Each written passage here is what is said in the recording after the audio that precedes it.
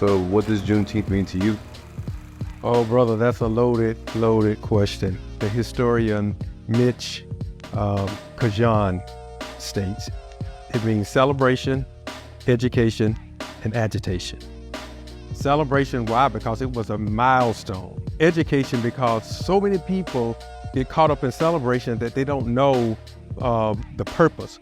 So it's a time to educate the world, not just America, but the world of what took place, why it took place, and why the celebration is. And agitation, because while we've accomplished so much, this day reminds us we have so much more to accomplish. And I feel that it represents, again, a time where we weren't looked at as complete humans, where we didn't have access to some of the resources that everybody else had access to. And the agitation part is very key, because while it does allow us to reflect on how far we've come, it still shows us that we have so far to go. I mean, if we look back to civil rights, you know, that was in the 50s and 60s. That's not that long ago. We still have family members who were active members of that movement.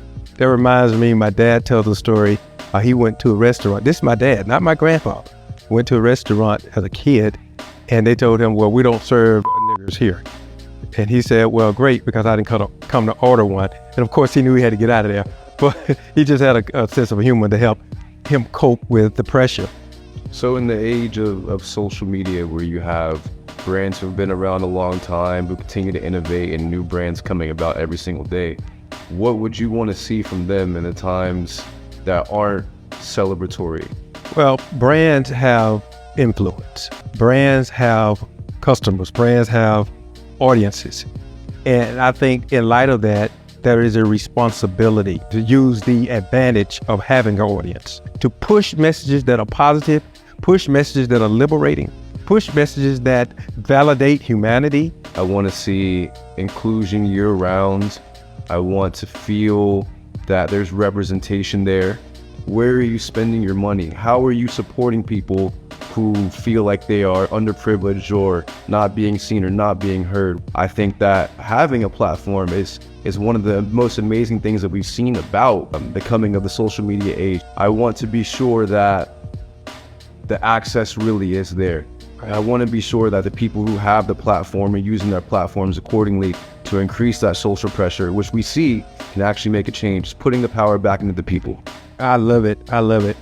And I like to think about, if you have a party, right, and you invite everybody, including the mobility impaired, and your restroom is on the second floor, and all you have in the building is stairs. You can invite the mobility impaired, but what have you done to make them feel a part and have access? If there are only stairs and no elevators, you get my point? And so, you know, we got to think about that in every aspect of what we're trying to do as we build a transformed culture that's inclusive and validates everybody. So maybe from somebody who's not in our shoes, you know, or who may not have, you know, been marginalized in a certain way, how would you want them to respond, to move forward? How would you want them to either speak up or act in supporting of keeping the culture progressing forward? I would like for everybody to understand that this is not just a social issue that's unique to a particular marginalized group, but it is very much a moral issue. I think everybody should be concerned with the morality of a community.